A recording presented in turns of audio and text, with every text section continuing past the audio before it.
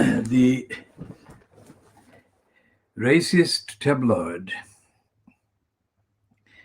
probably the latest tabloid surviving, that has been launched in Fleet Street,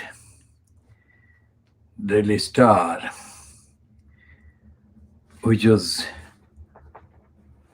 based at an address in Fleet Street itself in 1988, when it published a piece about housing, and the piece was about Hitchin in Hertfordshire in England.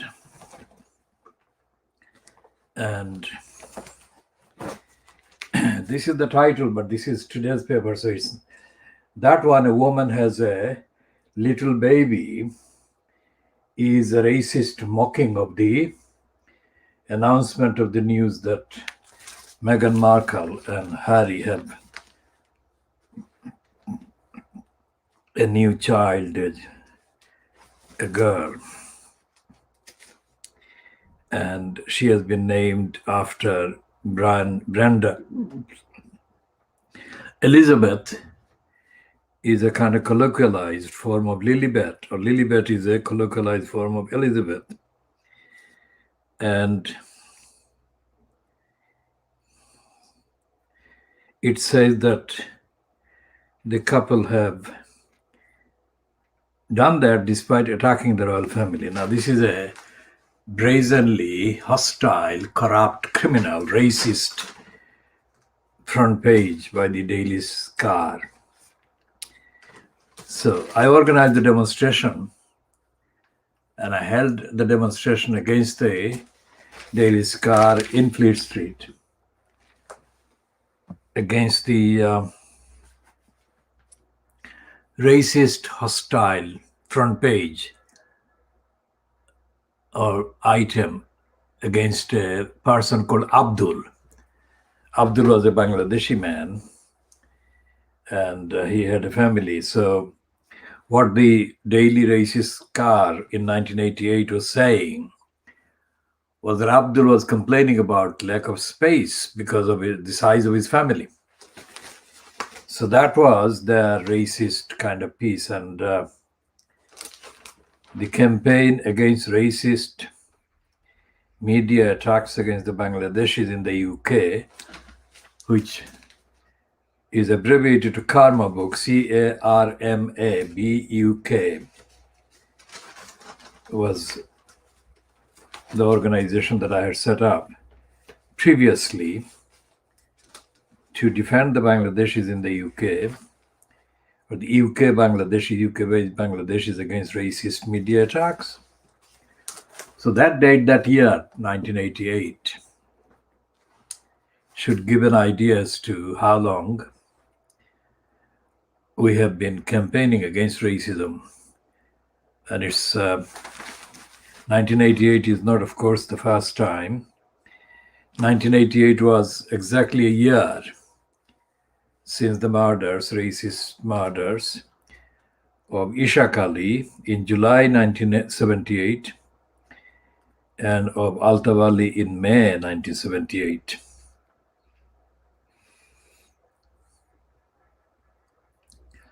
And the campaigns that we are continuing to carry out through the internet platforms against racism and against other violations of rights are campaigns that have been going on for decades. So when we say that the world exclusive diagnosis of Fleet Street, this is an example of the sickness of Fleet Street that needs diagnosing. And what I have described now about the UK-Bangladeshi family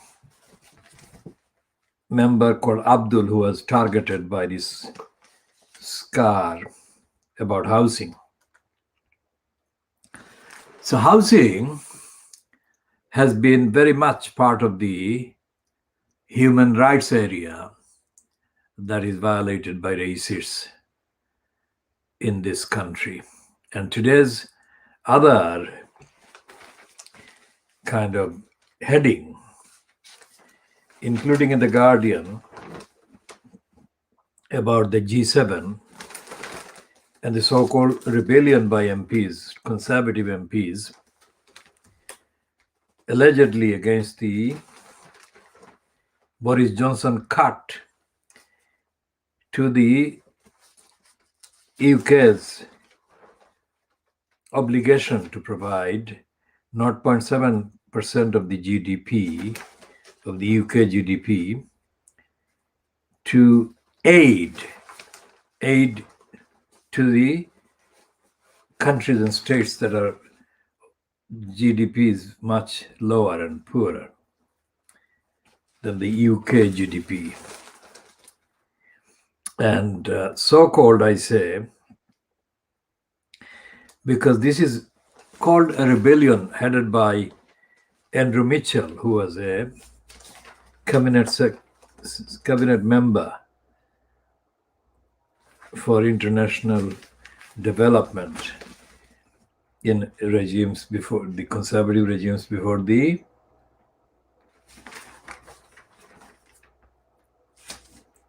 appearance of Boris Johnson.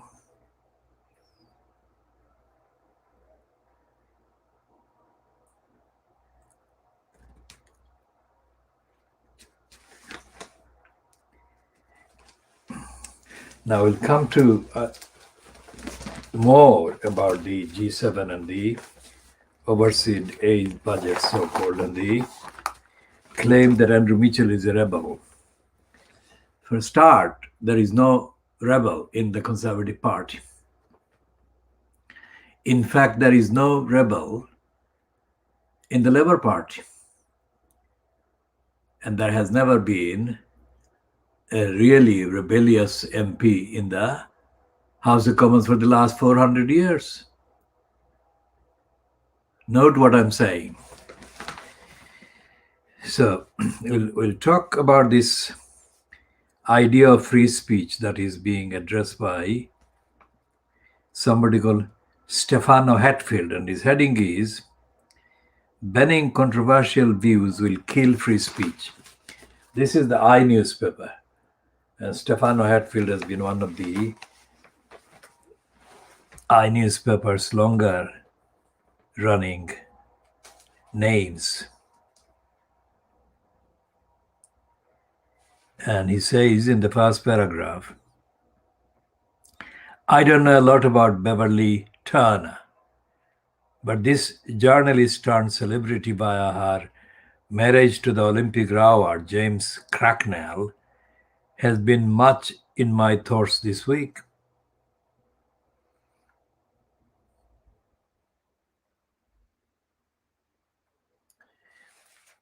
It is not because of her anti-vaccination views, with which I have become sadly over-familiar, rather that she has apparently been dropped from her regular reviewing slot on ITV's This Morning program because of them, her views, at the risk of going from the ridiculous to the truly absurd, this happening in the same week that Facebook confirmed its ban on the former US President Donald Trump, made me feel surprisingly uncomfortable. I disagree with what you say, but I shall defend your right to say it. Attributed to Voltaire, but actually written by his biographer, Evelyn Beatrice Hall, has been a lifelong maxim for me. It's a personal philosophy that has infused much of my work. It is also at the core of this very newspaper's values. Occasionally not to the liking of all the readers, such as when Nigel Farage is given space. That's the point of free speech. People are free to give their views, and we are free to disagree with them. Well, this Stefano Hatfield is expressing a typical opinion typical opinion because it's trendy, it's easy, it's cheap, and it doesn't require much by way of rigor. Because if free speech is defined as a criminal offense when the statement covered by so-called free speech actually incites hatred and violence, which do happen in society. If that is the case, then this is not free speech. This is about inciting hatred. So that is a completely false description of the behavior, the conduct that actually endangers life, threatens safety of people. And as I said in October 1976, in my probably 40 minutes long speech held at a church in Edinburgh, Scotland,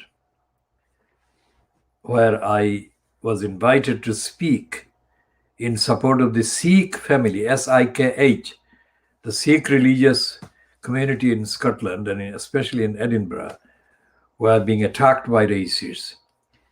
So I was invited there as an anti-racist to speak, and I spoke for about 40 minutes, I think.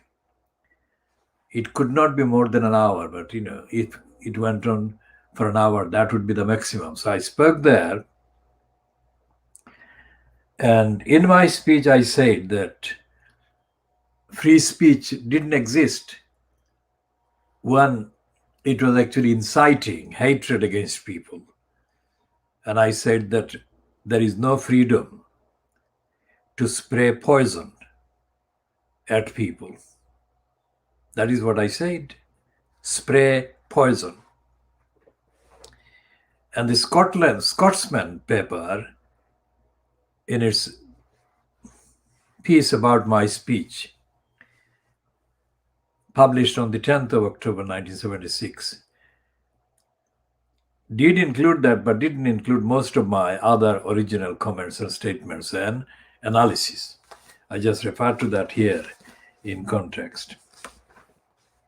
Now, what the Stefano Hatfield piece is doing is supporting the racist lines against Meghan Markle that are in the Fleet Street papers today. And as I said in part A, this is part B. So in part A, I said about Celia Walden. Celia Walden is the daughter of the former conservative MP George Walden. And Celia Walden, within quotes, is married to the anti-Meghan Markle propagandist, racist, liar, Piers Morgan. And Piers Morgan has got his wife to do what he couldn't do, at least as this early today, the day of the news, announcing the birth of the child, the girl child to Meghan Markle. So he got her to write this piece. There is no doubt in my mind, based on all the evidence, that this piece was timed and written by Celia Walden in her name, but it is a part of the campaign, continuing campaign by the racist, hate monger, Piers Morgan.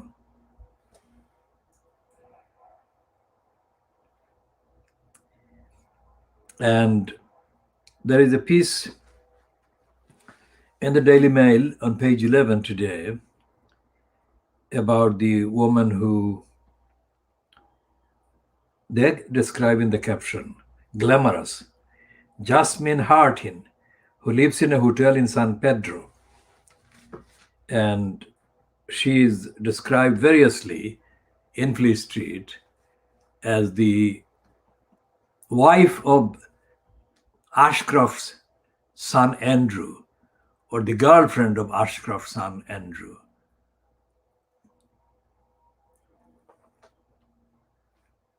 Or the common law wife of Ashcroft's son Andrew.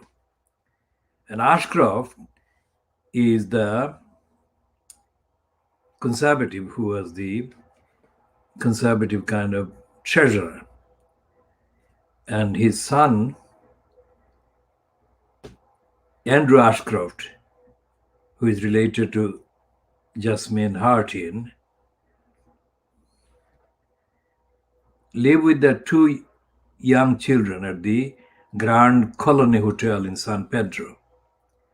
Miss Hartin, a Canadian expatriate socialite, had been drinking on a key with Mr. Gemot when his gun went off and he was shot in the head. All the details that are coming out will add to something more, which will be nearer the truth than these itsy-bitsy details being released by the Fleet Street papers suggest. There is no way that this woman and that man whom she killed or murdered should have met at that time at all. They met alone late in the evening, and one of them killed the other, unless they had a relationship.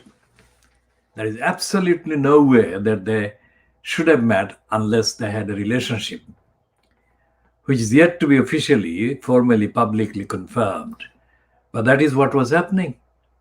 Because he said, the victim, Gemot, said to somebody who has been speaking to some of the media, that as he was going, or just before he was going to meet her, he boasted or boastfully said that he was going to meet a secret date.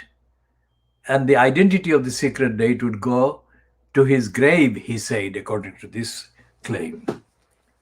So he said that she was his relationship. He said it. So why would she murder him? There must have been some other relationship issue. Either she wanted him all to herself,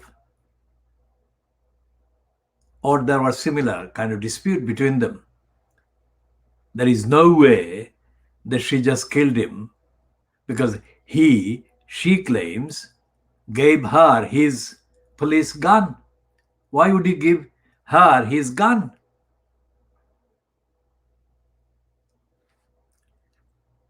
So what we are saying is that this is something that would not be reported in this way had the characters been the other way around. If the killer was black and the victim was white, they would not paint the killer in the glowing terms, in the glamorous words that they're doing this killer, this.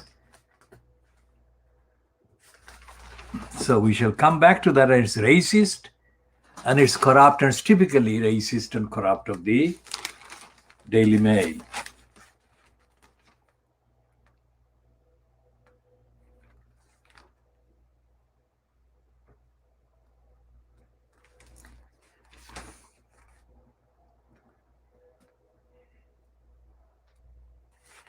And there is a 2-page spread on the Normandy. And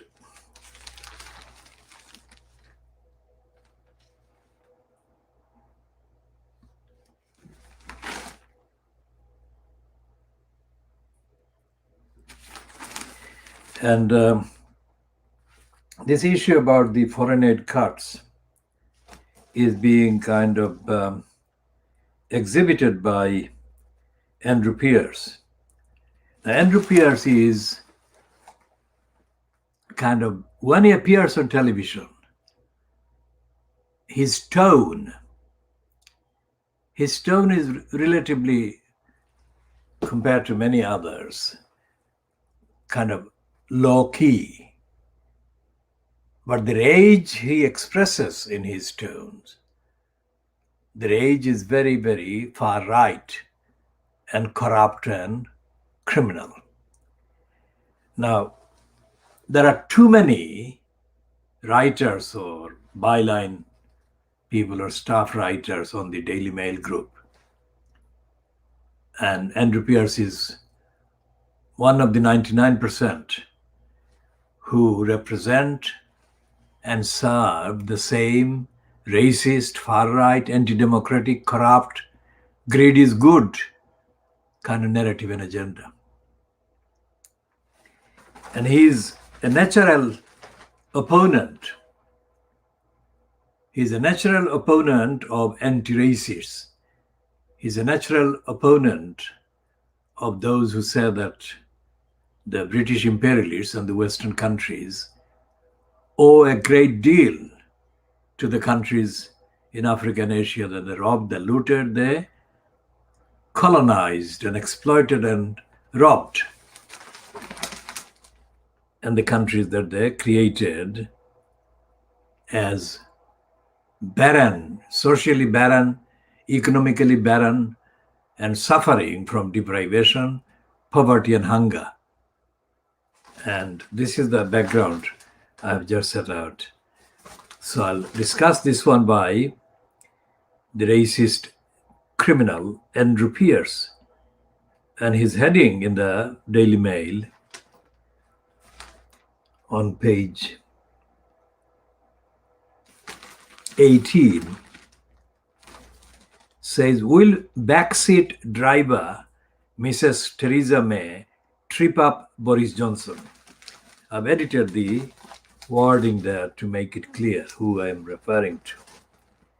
His actual words, or the words in the actual heading, is, "Will backseat driver Mrs. May trip up Bojo?" And it says, after leaving number 10 in fairly ignominious fashion, having failed over Brexit, Theresa May was praised for her commitment to public service by remaining as a backbench MP. What a different tone some felt she struck from Tony Blair and his pursuit of riches, or David Cameron's toe-curling attempts at lobbying. Most MPs assumed the vicar's daughter would speak out only occasionally, offering wise and distinguished counsel from the backbenches. So the whole piece introduction is against Theresa May. And he says then how wrong they were and what crime has she committed now. According to Andrew Pierce, for the increasingly loud and critical Mrs. May is fast assuming the mantle of Ted Heath, who spent years attacking his successor Margaret Thatcher at every opportunity in what was dubbed the longest sulk in political history. Now, that is a complete lie, absolute lie. I'll come to that while later. Today, Mrs. May is at the center of the revolt over the Tories' popular 4 billion cut in international aid. Now, he's saying that the cut to the international aid by the Tories is popular, which is exactly where the problem is. A move that could see a stunning defeat for Boris Johnson in Parliament. While fellow former Prime Minister Sir John Major is also on maneuvers, insisting the government lets compassion prevail to aid those in dire need. Compassion prevail. Insisting the government lets compassion prevail to aid those in dire need. There is no sign in Andrew Pierce's stupid criminal piece, because he has written that as a part of the propaganda of the Boris Johnson kind of regime. And this is just the latest example of Mrs. May's backseat driving. In September, she was one of 20 Tory MPs to abstain on a crucial Brexit bill. In October, she attacked planning reforms to speed up house building, something that had stalled on her watch. In November, she gave a speech criticizing a second lockdown. Boris left the Commons rather than sit through it. And in March this year, she criticized a bill giving positive police more powers to take on protesters.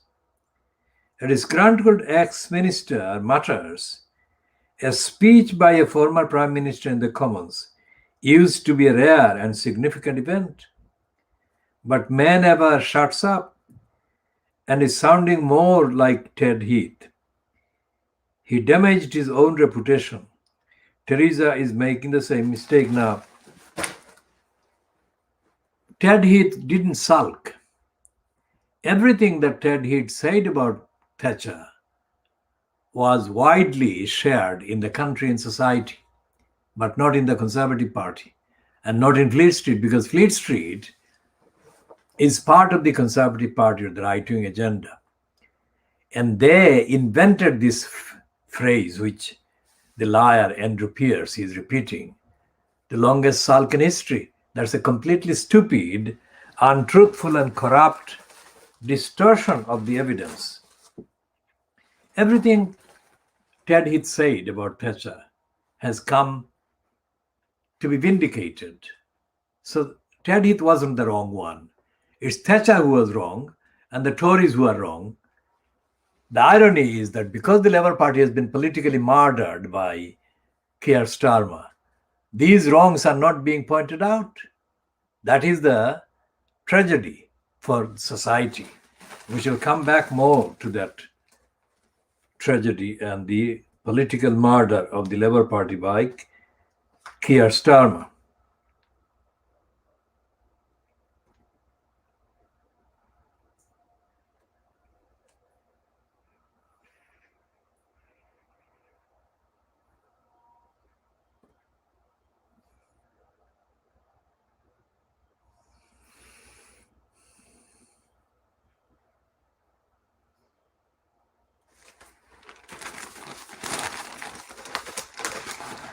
And the fact that I have said that he's a completely criminal racist liar is proven in the promotion that he has joined, promotion of Piers Morgan.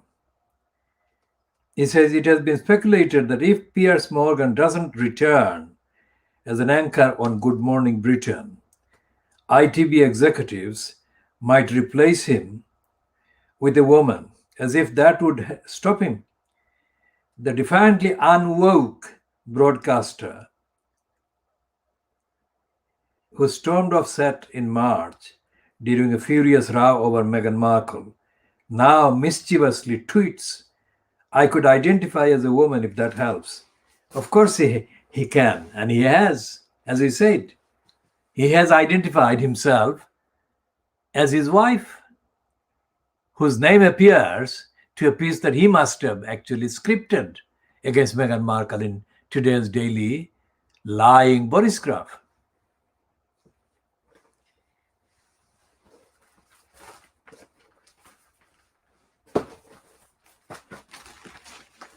And this is the kind of racist, reactionary garbage, hateful garbage that the Daily Boris graph and the Daily Mail publish.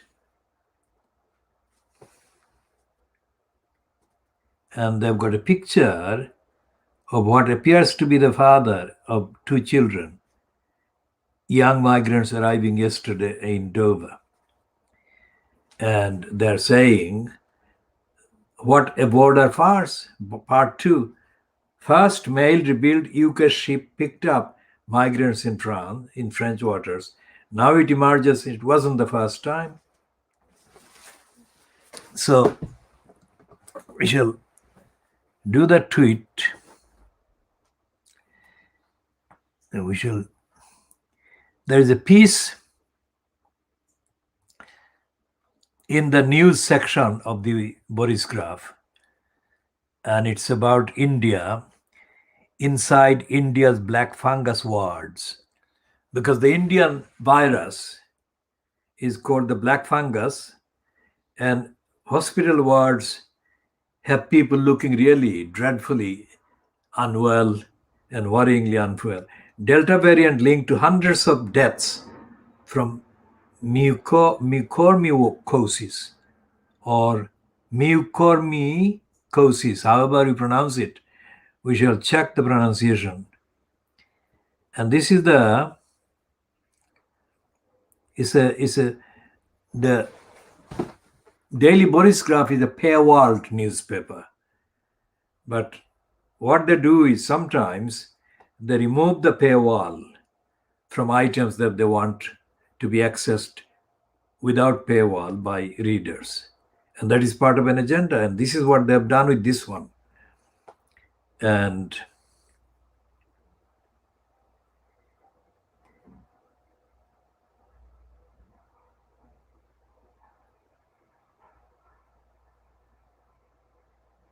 And they've got a picture of a man named Prakash Nagpuri, who had to secure a loan to pay for his own surgery using his house as collateral. And they've got a picture of Dr. Srinivas Chavan, the head of ENT department at Mumbai's government-run Grant Medical College and Sir J.J. Hospital. It's a long piece.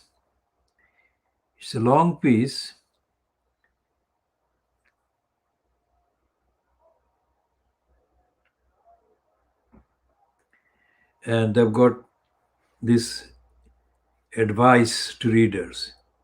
Protect yourself and your family by learning more about global health security.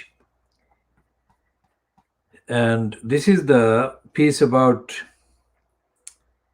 the black fungus in India.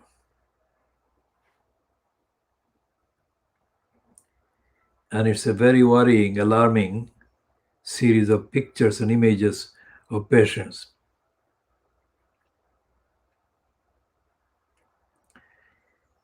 And they have got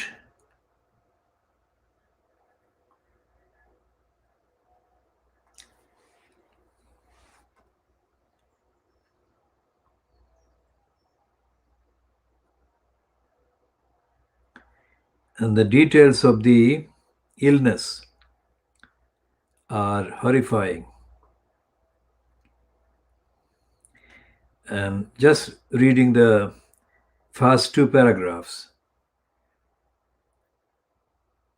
of the piece, byline to Joe Wallen, India correspondent, and Simon Townsley. The black fungus killing hundreds across India could be related to the country's highly infectious coronavirus variant, rather than overuse of steroids, Indian specialists believe. It is thought that the new strain known as Delta or B1617 is causing unprecedented damage to the pancreas of otherwise healthy people, triggering sudden onset diabetes and soaring blood glucose levels. This allows the deadly flesh-eating fungus to thrive. The warnings from Indian doctors come amid growing concerns about the spread of the variant in the UK, where Delta is now dominant. On Thursday, a Public Health England report suggested the strain is more likely to lead to hospitalizations than the Alpha variant first detected in Kent last autumn. Over the last week, the Telegraph visited 10 hospitals across the western Indian state of Maharashtra, where doctors are treating thousands of patients struck down by the devastating black fungus. And it's not a reassuring read at all. It's a long item, and it is not reassuring at all. So how to interpret this kind of movement, this kind of evidence? the evidence, including the assertion in that piece that the Indian delta is the most dominant in the UK today. Now, given her record of failures at talk, and then in the test and tracing, how dare Dido Harding put herself forward as the future head of the NHS? Because it would be massacres. She would be adding to the already deadly list of her failures large numbers of people who will be dying because of her failures if she becomes the head of the NHS, not just in the field of the virus, but in the field of other diseases and other failures to treat people. Now, here is the Daily Mail, which reacted at the weekend to the ruling in the High Court by Mr. Justice Thomas Linden that Priti Patel fronted Home Office had been guilty of housing asylum seekers, vulnerable asylum seekers, in an unfit for habitation and dangerously unhealthy former barracks called Napier Barracks in the county of Kent, on the borders of the shores of the Channel. The Mail Group reported that larger numbers of migrants were arriving, and that they were arriving by defying the British kind of rules. That was the reaction. That was the report. It wasn't the report, it was actually reaction. So the newspaper, supposedly the Daily Mail and the Daily Mail Group, is not serving as a newspaper. It's not reporting the findings by the High Court judge, Mr. Justice Thomas Linden. It is condemning, it's actually showing two fingers to the judgment. So what the Daily Mail is doing today and calling it part 2 of the item, it's attack on the judgment of the ruling, an attack on the rights of the migrants, is this.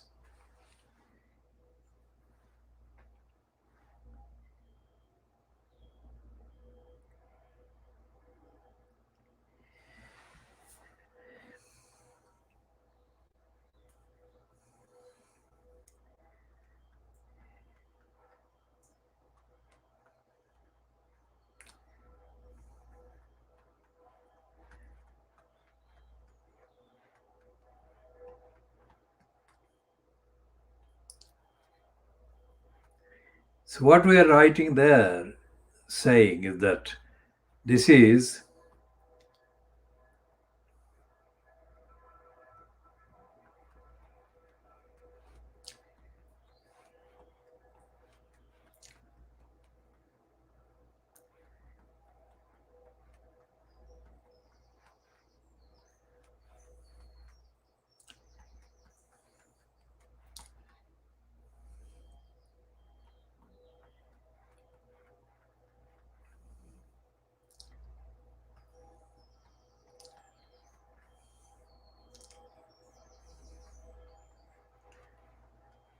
so what this tweet I've just posted reads is this.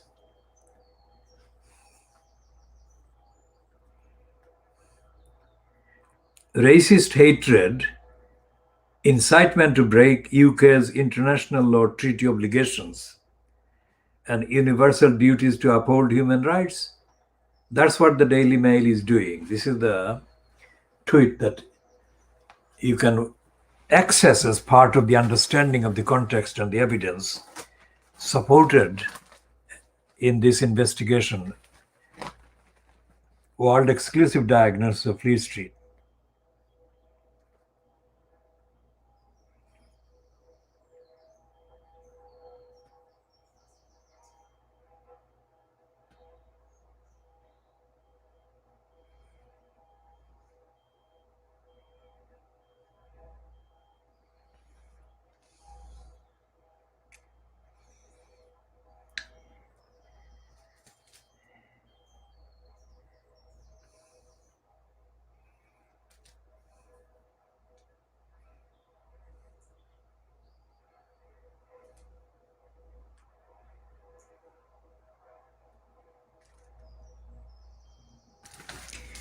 So what the Daily Mail is doing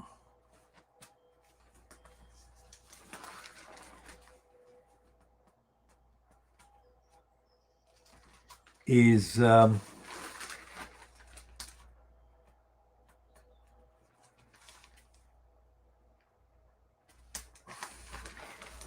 continuing publishing contradictory so-called news about the virus. Contradictory, false, untrue, and politically set misinformation. And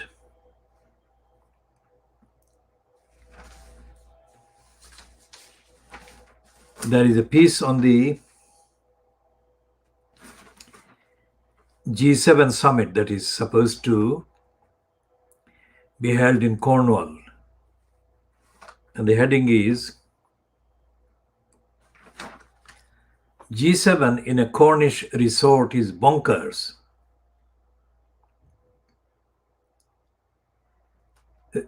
Warns police chief, a police boss. Let's see what they are actually meaning. The G7 summit is a security nightmare because of its bonkers location at a seaside resort, a policing leader warned yesterday. John Apter, head of the Police Federation in England and Wales, suggested little thought had been given to security plans when it was decided to hold the international event in Carbis Bay in Cornwall. He spoke out after a coalition of anarchists and nuclear disarmament demonstrators vowed to defy warnings to stay away next week. So it's due to be held next week. The row came as it was revealed Rishi Sunak had persuaded the world's leading economies to force multinational tech firms such as Amazon to pay more tax. Delegates from the G7 nations, the UK, the US, Japan, Italy, France, Germany, and Canada, will meet between June 11 and 13. Representatives from the European Union, Australia, India, and South Korea will also attend. Discussions are due to be held at the Carbis Bay Hotel alongside a massive security operation. Police have erected a ring of steel around large sections of the resort, which borders the popular tourist town of St. Ives. And it doesn't really recognize the people either in Carbis Bay or in Cornwall or in the rest of the world. So let's see what this prominently displayed piece headed why this tax grab could backfire. And it's a commentary by Ruth Sunderland, described as a business editor of the Daily Mail. And what is she talking about? Tax grab. No wonder Rishi Sunak was wreathed in smiles as he announced G7 ministers had agreed on a global tax deal. The Chancellor, one of the big political winners of the pandemic so far, is understandably keen to parade yet another feather in his cap.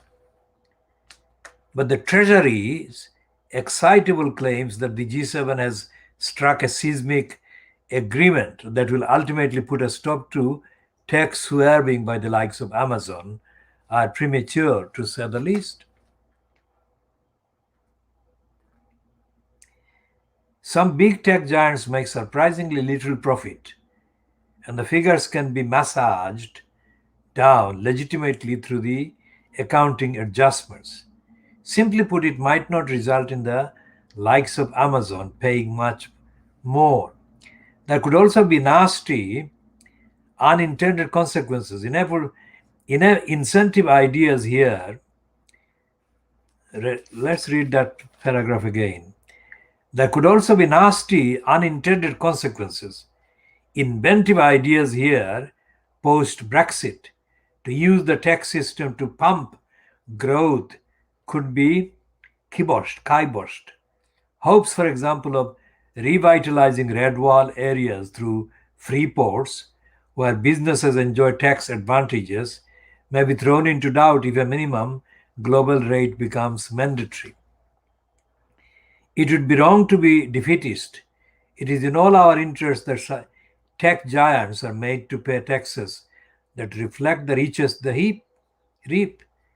But we should not fool ourselves into believing the hype that the problem is now solved. Now, she's saying that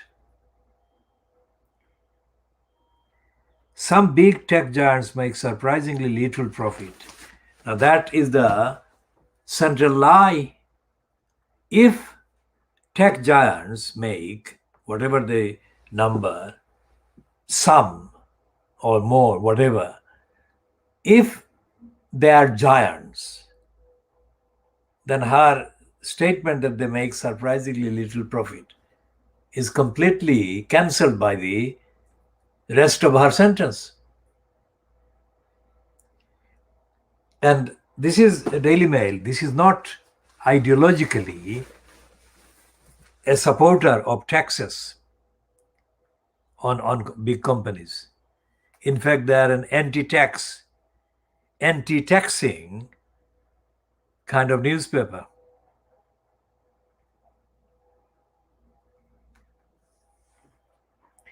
But the piece next to it on page 20 is a byline to Nick Robinson, one of the right-wing BBC political presenters. And he's saying,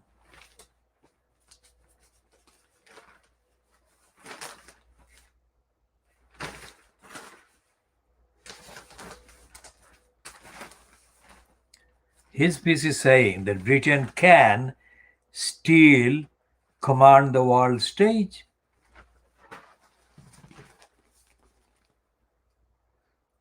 Well, this is part of the agenda, the Brexit type of agenda. And it says at the top of this piece, as we host the G7 summit, a leading BBC voice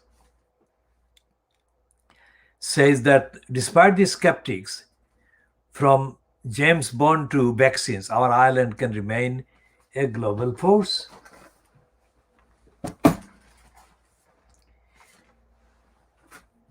And let's read the heading already sums up the idea.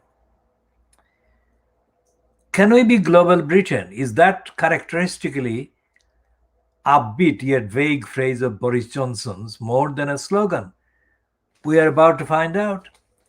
You may not be able to enjoy a hassle-free holiday on the beaches of France, Italy, or America. You might not be allowed to book a trip to Canada, Germany, or Japan. Nevertheless, the leaders of those countries are coming here for a long weekend at the seaside in Cornwall. The Carbis Bay Hotel is welcoming 2 presidents and 4 prime ministers for a meeting of the world's most exclusive club, the G7 Summit. Their hosts, Mr. and Mrs. and the new Mrs. Johnson, will try to convince them that Britain is and can still be a big player on the world stage. And then says Nick Robinson, I have been covering these summits for many years and have been examining our place in the world for a new BBC series, Small Island or Global Britain. And I found that we have plenty of reasons to be optimistic. Yes, we inhabit a relatively small island, but we have the diplomatic, economic, military, and soft power which is still the envy of the world. A few years back, at another global summit, I broke the news to David Cameron that the Kremlin had just dismissed Britain as a small island no one pays attention to. It wasn't true then, and it isn't true now. We are still seated firmly at the globe's top table, not just as member of G7, but also as one of the 5 permanent members of the UN Security Council. We are a leading member of NATO, and it goes on. It's the propaganda. The propaganda hides the truth about these positions. The fact that the United Kingdom remains one of the Security Council members is not evidence that it has got, what is it called? What it takes to command the world stage. What is commanding the world stage?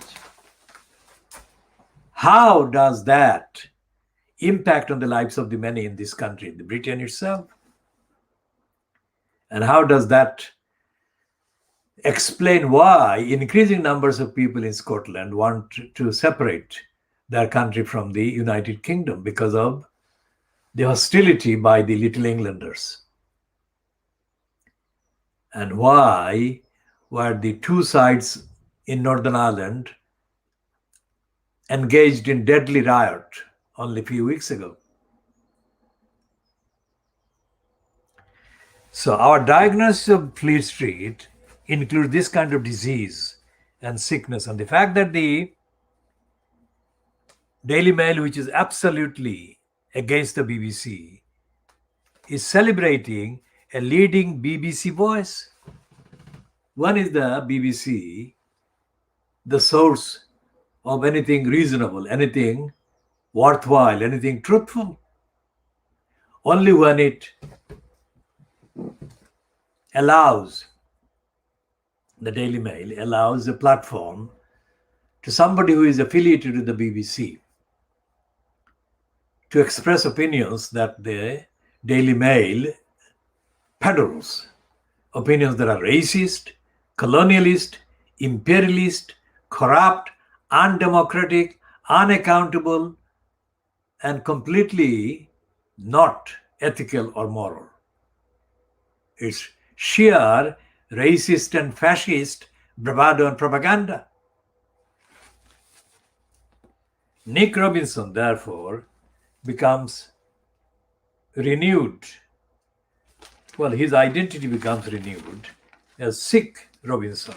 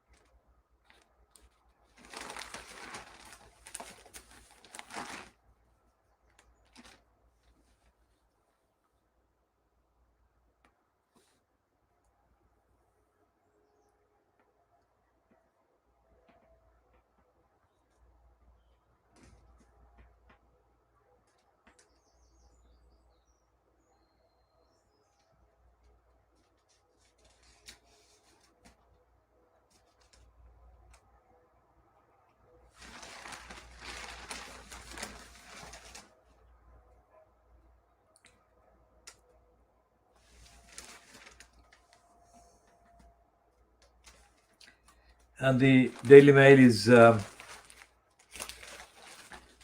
worried that the lobbyists against the cut to the international aid might be on way to a small victory against the bureaucracy in the House of Commons.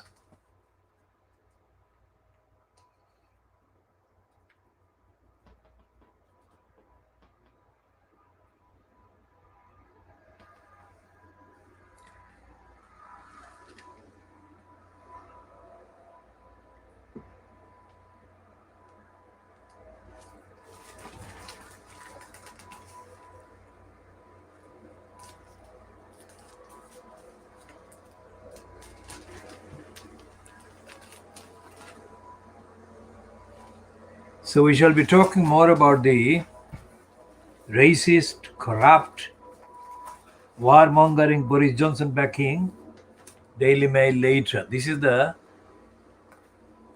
first look at the financial crimes today that we are taking. Financial crimes of Monday, the 7th of June 2021. Financial crimes is part of Fleet Street, and today's cover price is UK 2.90, £2.90, that is just 10 pence short of £3 cash.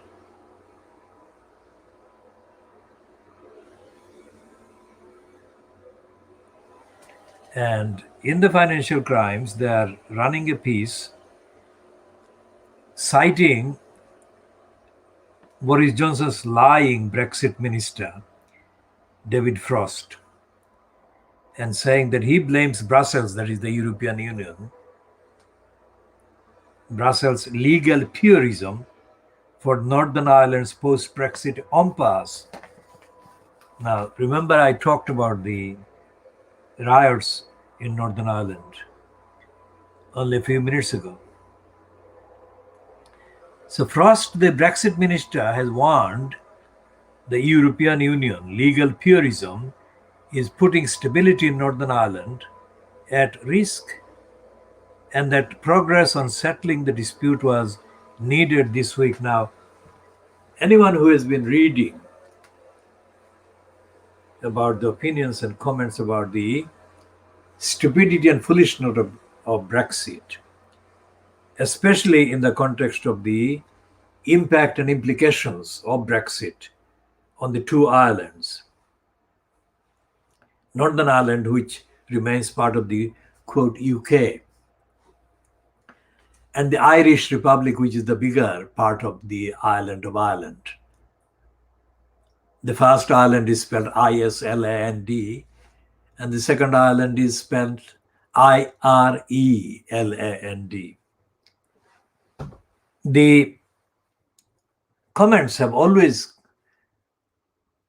been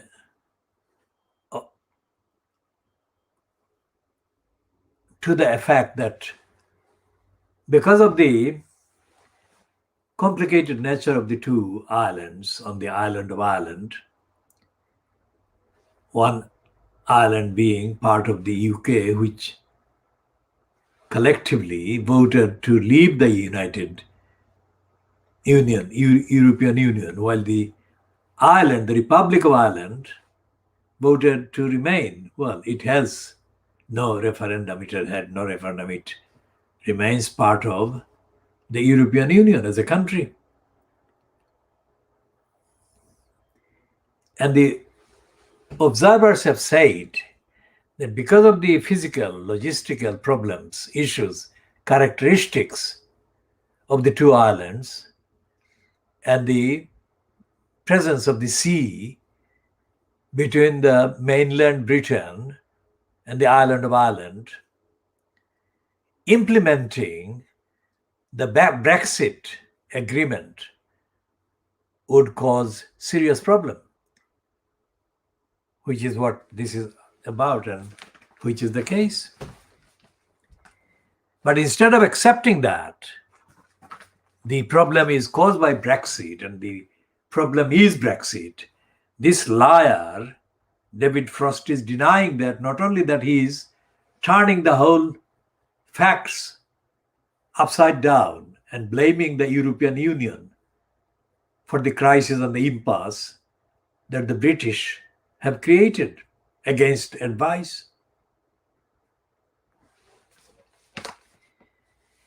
Frost, writing in the Financial Times, this Financial Times, insists Britain was being flexible over the Northern Ireland Protocol, part of Boris Johnson's Brexit deal, which is a glorified misrepresentation. But the EU rigidly risked making the situation on the ground totally unsustainable. Frost, who negotiated the Brexit deal, claims that we underestimated the effect of the protocol on goods movement between Great Britain and Northern Ireland. The EU insists London is still not fully complying with its side of the deal, including sharing customs data. But Frost said, we take no lectures on whether we are implementing the protocol. We are. His comments come ahead of the first meeting this week of the Partnership Council, a new EU-UK body set up to oversee the post-Brexit relationship and key talks on Northern Ireland. Now, this is a whole lot of lies, this particular piece.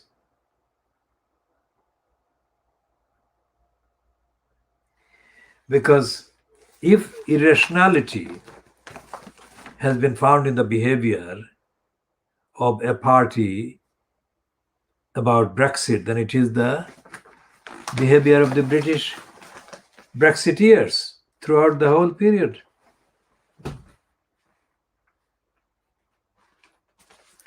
We shall come to that in a little while again.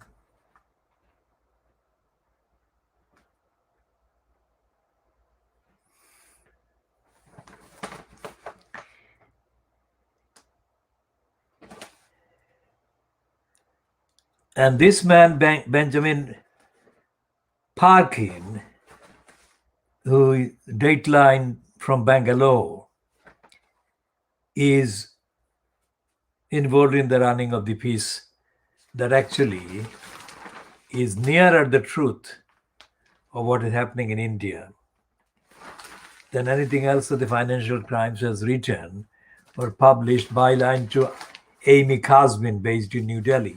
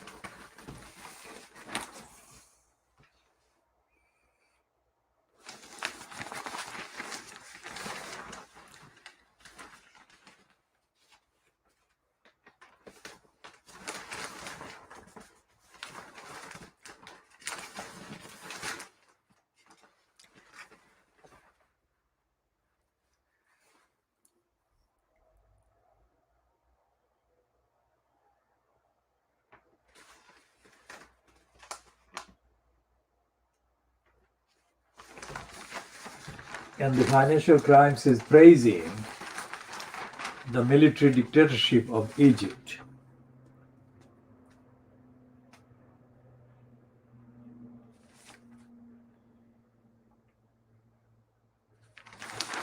And the editorial, the first of two editorials in today's Financial Times, they are lauding G7. They're saying G7 tax accord is a game-changing opportunity. Now, that is not true, because both the UK government, the UK state, as well as the City of London and the UK bureaucracy, they are not for higher taxes owed to society by the big business operating in the country. So this headline, the heading that the G7 Accord on Tax, is a good thing. It's going to be beneficial in the long run. It's not going to be vindicated as a good opportunity. Why? Because this is only the same kind of thing that is contained in every single treaty, agreement, declaration, convention that we have been exclusively focusing on every single broadcast, that the UK has got actively in place, actively in the sense that they are not kind of scrapped or retired or kind of decommissioned or deactivated, if you like. They are there to be implemented if the government and the regime and the agency of the state concerned chooses to observe. So the international treaties obligations are absolutely the same as this tax deal, the G7 deal to tax the big tax. How is it that all these thousands and thousands and thousands of UK treaty obligations are violated by the UK? Because the culture in the UK is not compatible with due, transparent, and proper upholding of treaty obligations by the UK. So if the UK defaults and fails and ignores and avoids to uphold literally thousands of obligations and treaty obligations, why is it that the Financial Crimes thinks that this one about taxing big tech giants will work and the UK will be implementing it with rigor, that it doesn't show on the thousands of other obligations that it actually treats with contempt? So that's the general statement on the opinion front, on the Fleet Street. The political front is in the House of Commons, because the House of Commons is the one that is nominally democratic part of the UK Parliament. So the House of Commons is where the members of Parliament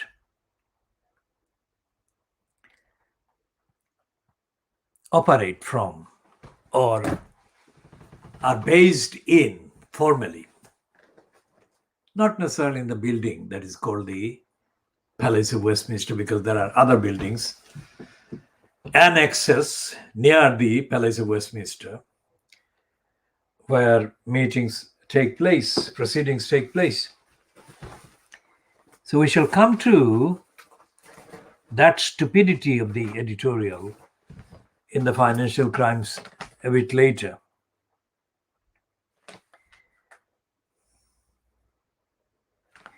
And here is the only factor that actually makes any kind of substantive sense in the context of Brexit.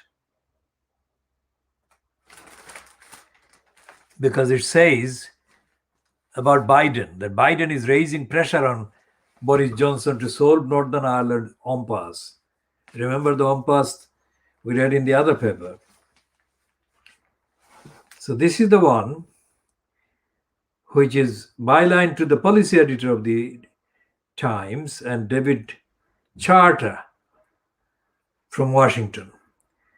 And Oliver Wright is the policy editor of the Times, and David Charter from Washington, without any description as to his particular speciality. So President Biden will warn Boris Johnson not to renege on the Northern Ireland Brexit deal when they meet for the first time at the G7 summit this week. Biden will use a bilateral meeting with the Prime Minister before the gathering of world leaders in Cornwall to explicitly express America's support for the Northern Ireland Protocol. Biden is expected to tell Johnson that the United States sees the deal agreed by the Prime Minister in 2019 as an integral part of maintaining long-term peace in Northern Ireland, and in particular the Good Friday Agreement, of which America is a guarantor. He will also warn that the prospect of a US trade deal with the UK will be damaged if the situation remains unresolved. Now, this is the line that is completely contradictory of and to the piece in the Daily Mail, byline to the racist, imperialist, colonialist Nick Sick Robinson.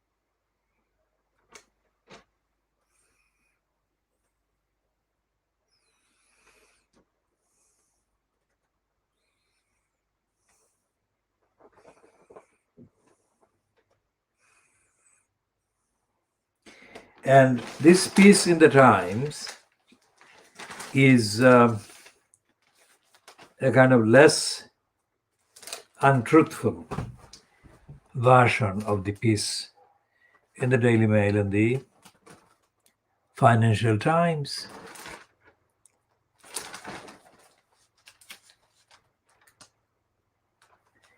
And the two-page spread on pages 6 and 7 of the Times is reporting the Health Secretary, Matthew Hancock, summarizing, "Too soon to say if we can open up fully in a fortnight." That is the reference to the lifting of the lockdown sanctions and restrictions on 21st of June. 21st of June this month, that is this month.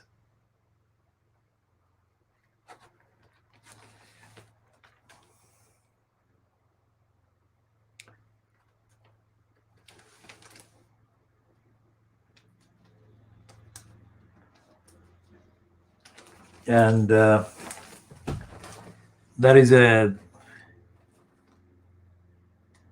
story about torture and kidnapped. A man who was abducted and tortured was forced to run naked and covered in blood into the street to escape his ordeal, a court heard. He smashed a window and fled, clutching a badly injured hand and a doormat to cover himself, yelling to bystanders he had been kidnapped. His attacker, Michael Kavanagh, 32, subjected the man, who has not been named, to a merciless and vengeful ordeal after he complained to police about Kavanagh taking over his home to use as a drugs den. Kavanagh and his girlfriend Emma Thompson moved into the man's flat in Cleethorpes, northeast Lincolnshire, after stealing his keys. The man had been acquainted with each other for about a decade through taking drugs. Now, this is something that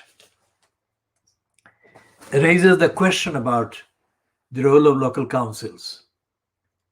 Because the local councils that are supposed to be vigilant, reading the spin that they issue every week. They're vigilant, they care for the community.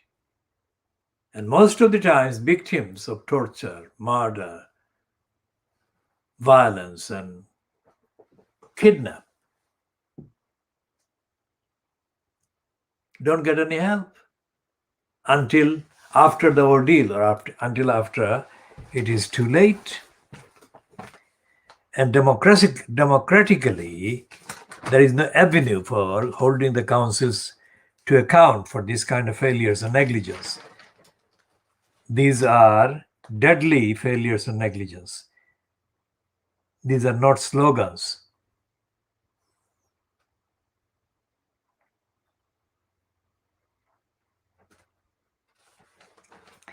And the Times is running the same lying line, which it should not be running, that the Daily Mail is running about Belize.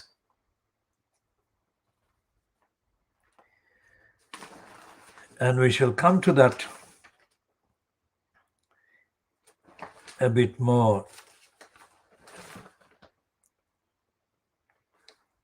later.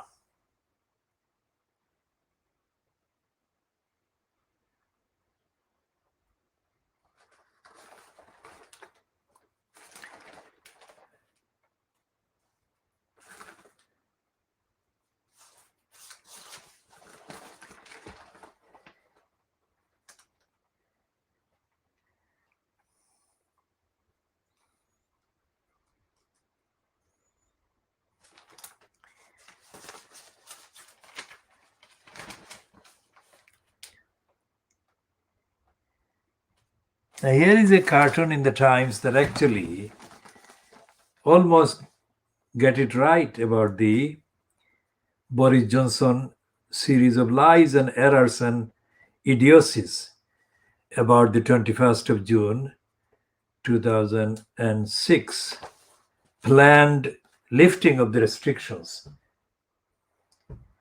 One state is that is what the statement is. And then there is the spread in the middle. And then there is the nightmare on the third and bottom column.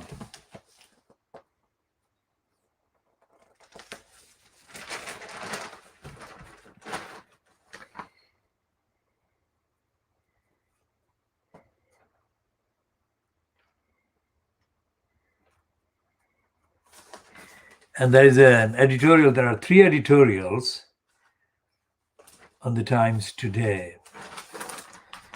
And the first one is a neutral one about Joe Biden being able to protect the Northern Ireland Peace Treaty, Good Friday Agreement. It reads, breaking protocol, President Biden can help to unlock progress on the Northern Ireland Protocol when he meets Boris Johnson at the G7 summit this week. So that's the heading, and let's see what the concluding paragraph reads.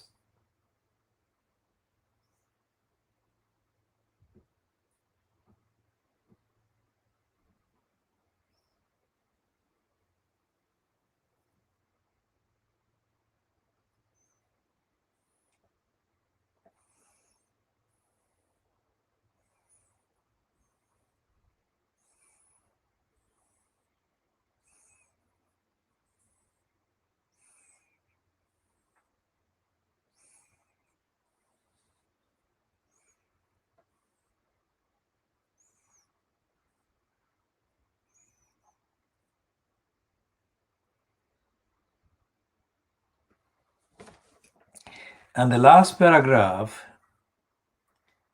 says, or contains this one.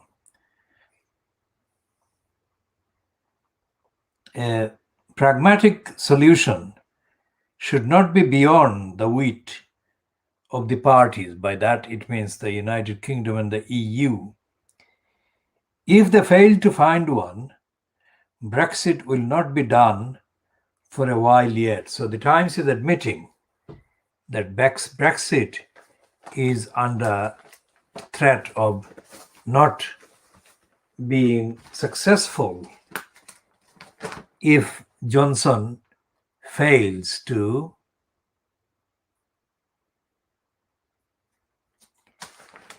adhere to the principles and behave rationally. Well, that is the Times' view. And then there is an interesting editorial in the middle about India, which is, remember what the Times said in its editorial asking Boris Johnson to praise and value Narendra Modi's regime in India in April. The Times got it completely wrong. Very soon, because news began to appear shortly after the Times urged Boris Johnson to treat Modi very seriously, that the Indian virus was a threat that had been unleashed by Modi, and the surge was rampant, and that the variant was threatening the health safety of millions of British people in Britain mainland. So what is the Times learned? What has the Times learned in the last 2 months?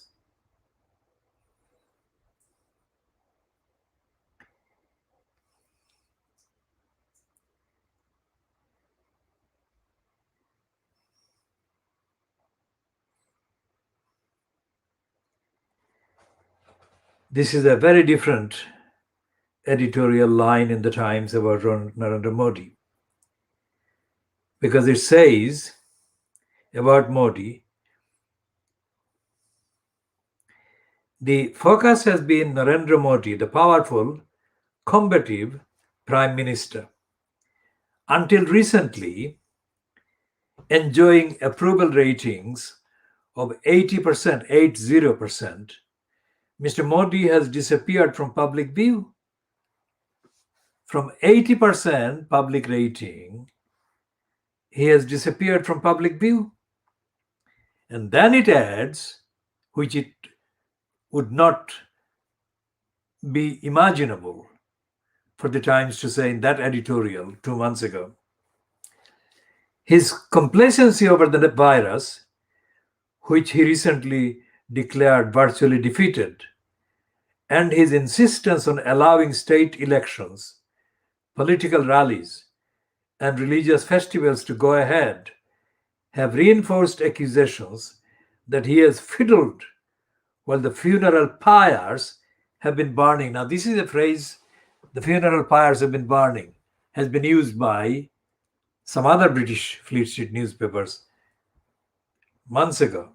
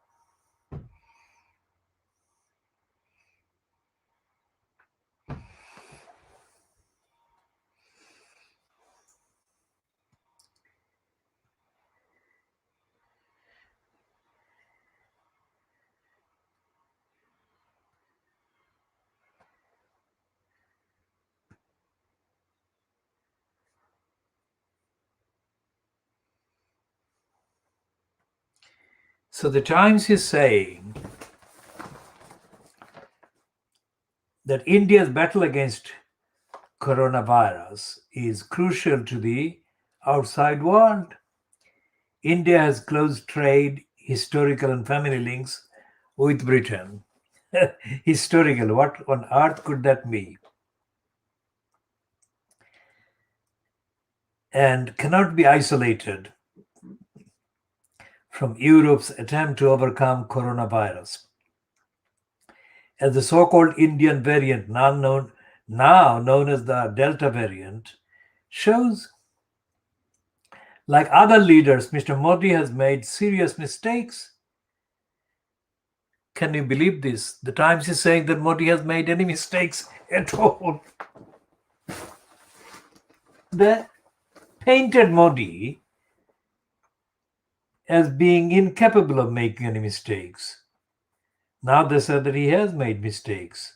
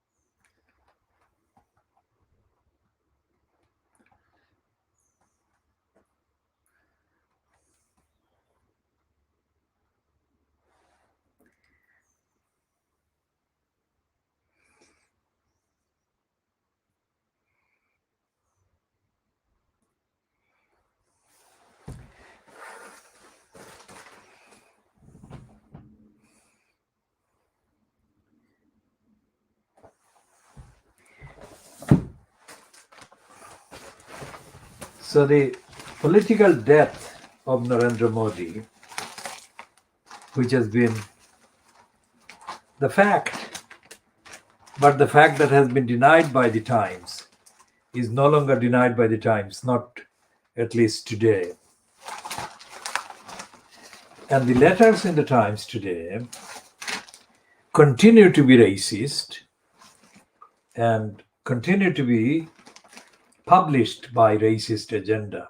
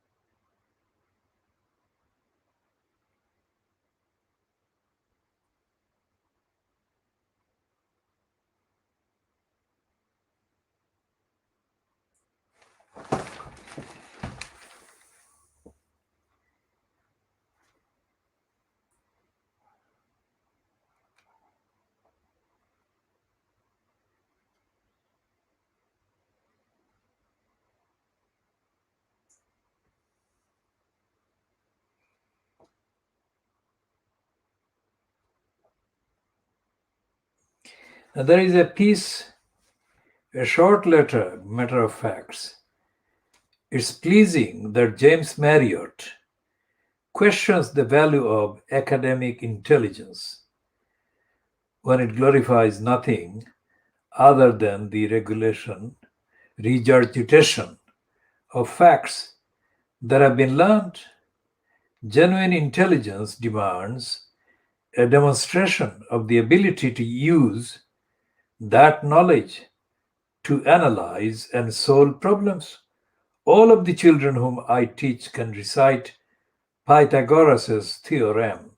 Not all can apply it without assistance to find the perpendicular bisector of an equilateral triangle.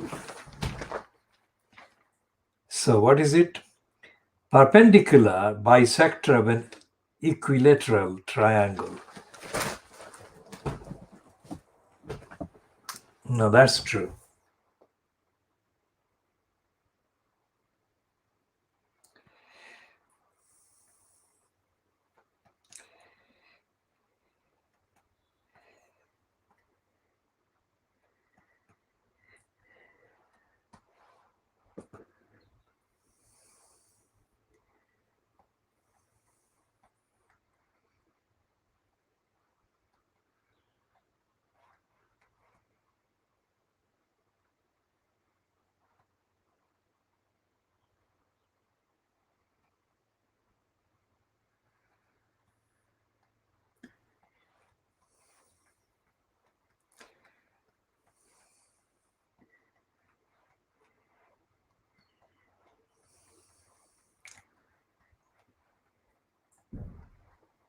The perpendicular bisector of, what is the letter writer saying? The perpendicular bisector of an equilateral triangle.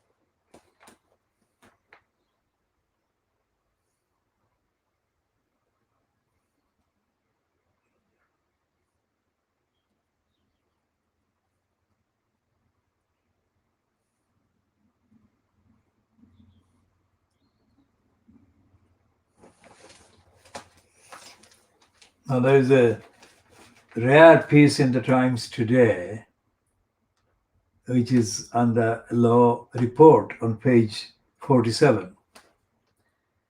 Because of the internet and the significant access, significantly greater access to rulings of courts, the Times law report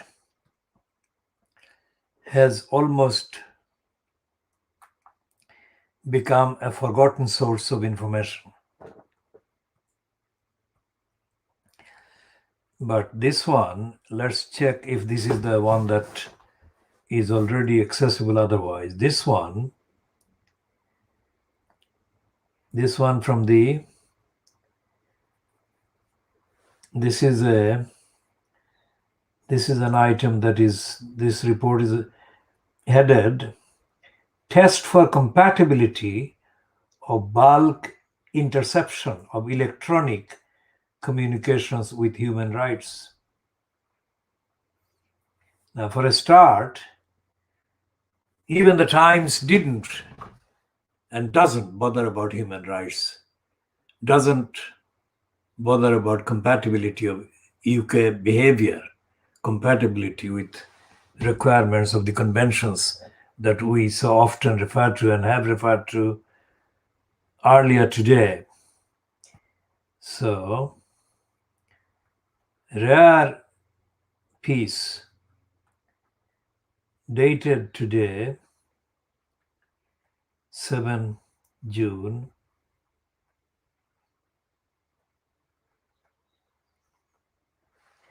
and it's a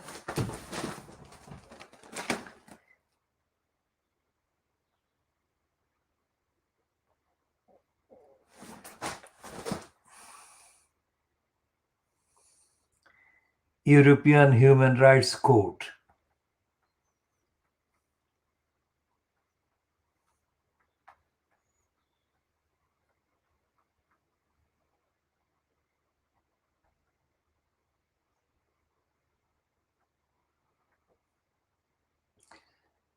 Big and the claimant are Big Brother Watch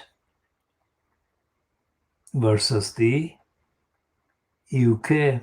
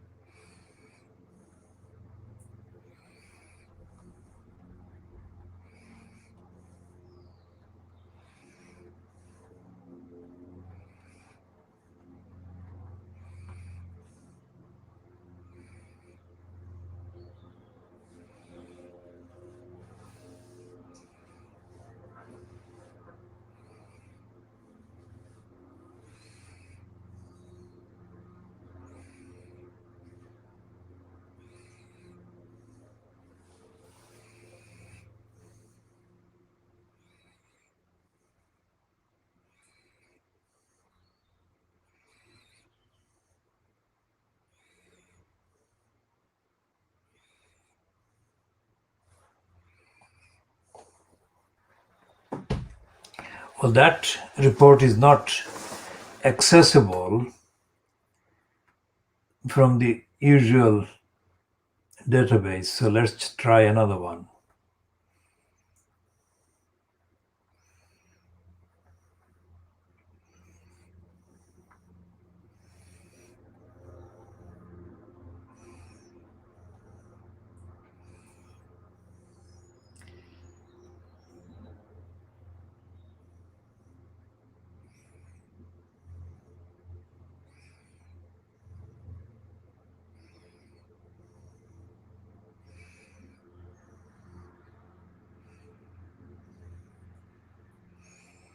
Well, this is the better kind of account in the news section published by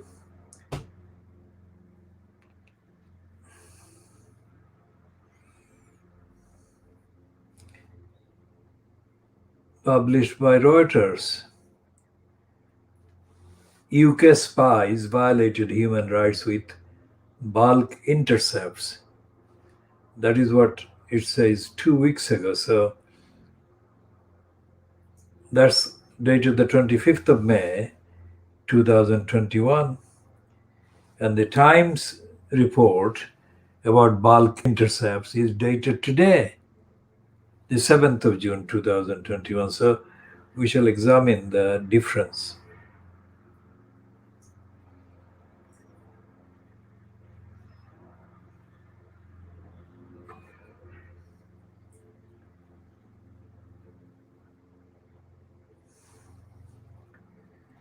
So it says the Britain's GCHQ eavesdropping agency breached fundamental human rights by intercepting and harvesting vast amounts of communications, the European Court of Human Rights ruled on Tuesday.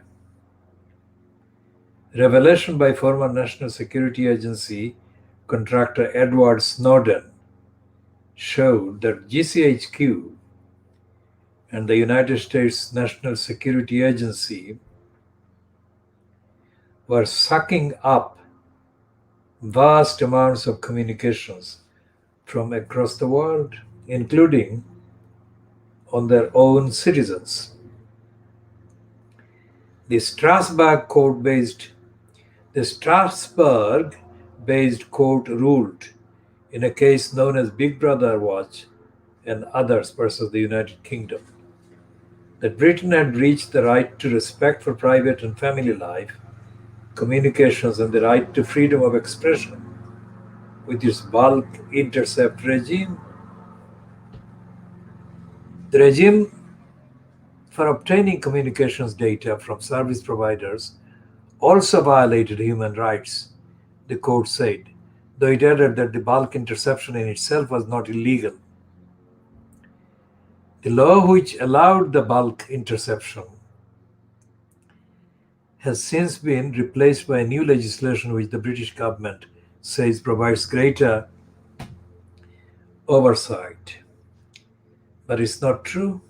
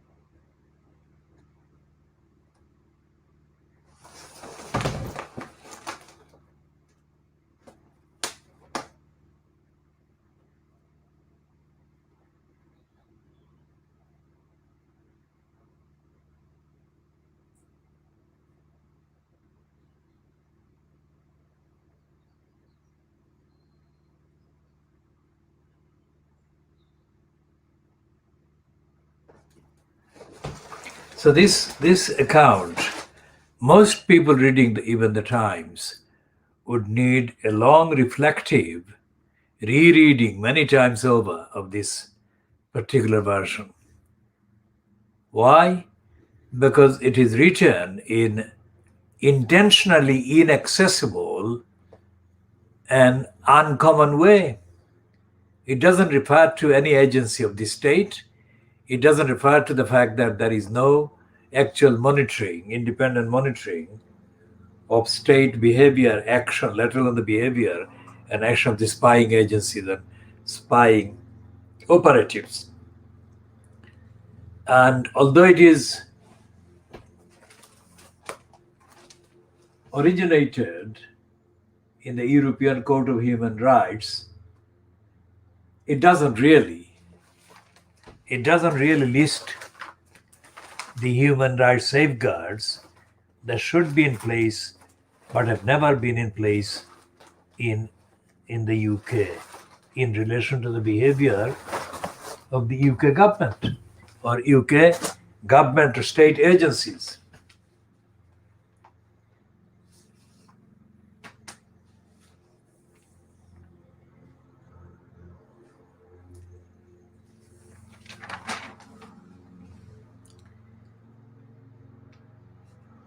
And here is page 2 of the Sun, which is repeating the same hype that Andrew Pierce has been given a byline to do in the Daily Mail, saying that Theresa May is leading the revolt against Boris Johnson. This is absolutely overhyped and overdone.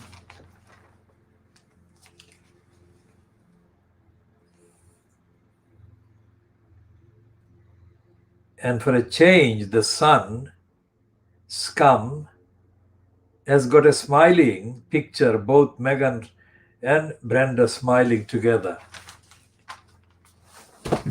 This is very rare.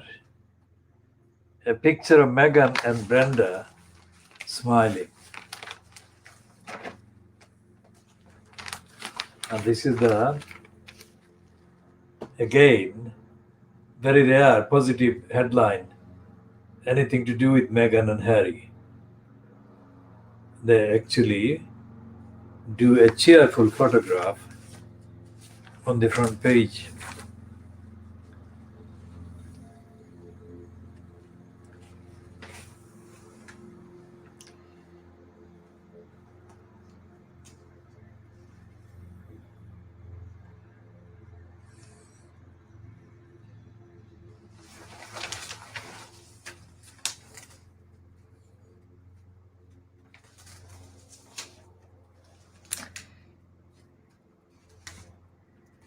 And the absurdity and the stupidity and the idiocy of this scum peddling Priti Patel against migrants.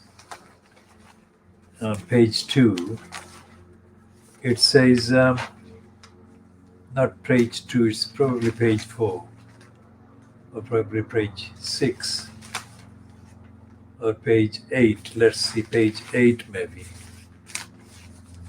Is it page 8? It says, Priti tells Google end migrant crossing ads.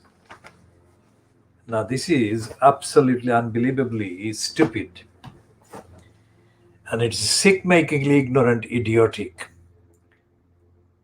Because people, the migrants, have been trying to escape their countries of starvation, hunger, destitution for decades before anyone ever heard of Google or of the internet.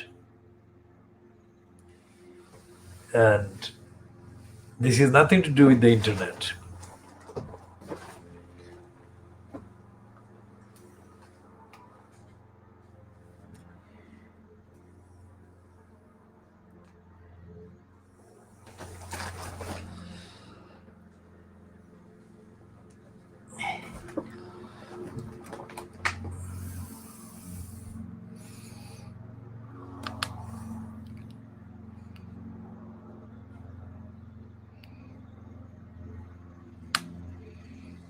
So what this scum is doing, and what actually Priti Patel is doing, is jumping on the bandwagon of propaganda that the G7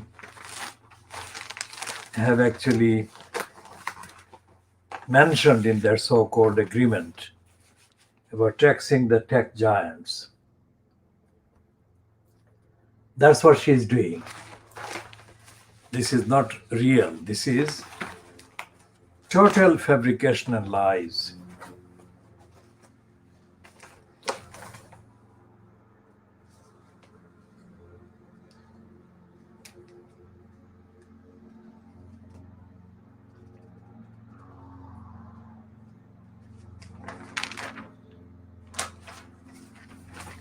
And before that, let's take a look at the poison itself. The poison is called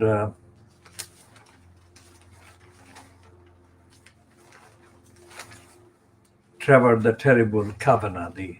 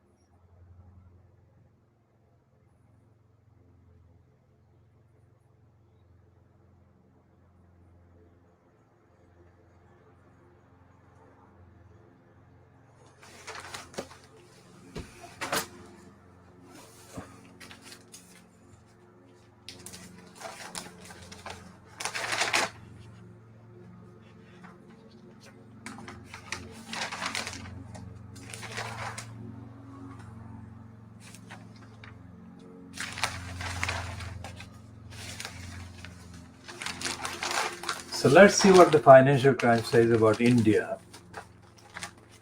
in its latest piece from this man, Jonathan Benjamin Parkin, apparently based in Bangalore. It says affluent region has fared better than most by building up its primary care defenses. So Bangalore is treated as one of India's affluent regions. So Bangalore is the center place for Karnataka.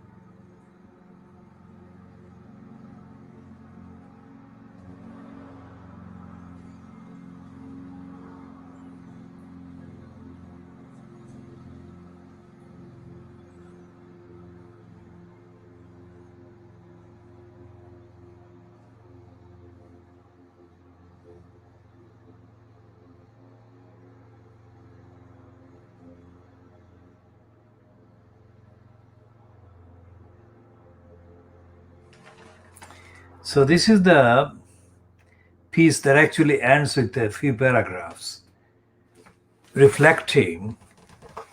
objectively reflecting the truth about what actually should happen in a country, and something that we have exclusively elaborated on and detailed and explained and fact-checked and cited evidence, both micro and macro levels. And we have said, and we continue to say, and we say it again today now, that since the theoretical launching of the UK's National Health Service in the 1940s, the NHS, the National Health Service, has been in daily news, one way or the other. And it has been treated in news terms, in propaganda terms, as essentially being sacred, untouchable. Now, contrast that with the actual reality. The reality of the NHS has been, from the 1940s, that the necessary preparations and the equipping of the service able to deliver the service at the point of need, regardless of income, has not been carried out, that have not been implemented. And for nearly 8 decades, the NHS remains completely unprotected, unequipped, ill-equipped, and vulnerable to abuse, exploitation, reduction, degeneration, as is evident in the fact that somebody as unfit and as anti-national health service as Dido Harding can openly, boastfully launch herself as the head of the NHS to be appointed.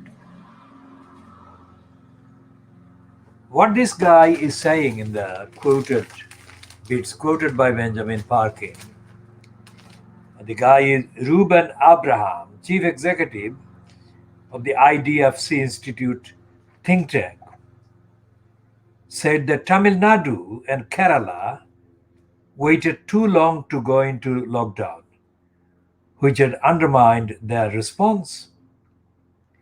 Everything will depend on the peak load that a system can withstand, he said.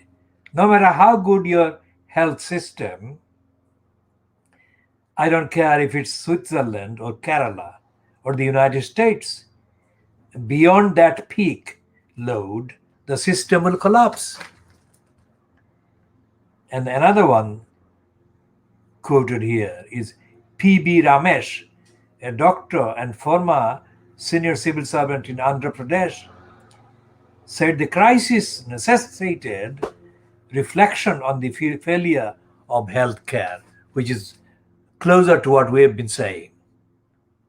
This is being seen as an oxygen supply crisis and not a fundamental governance crisis, he said. When the wave abates, everybody will go back to business as usual and no lessons will be learned. Absolutely the case.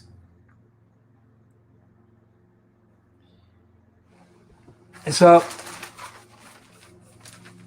every state, every country, every nation should be judged by the willingness to equip its service agencies and service organizations to deliver the service.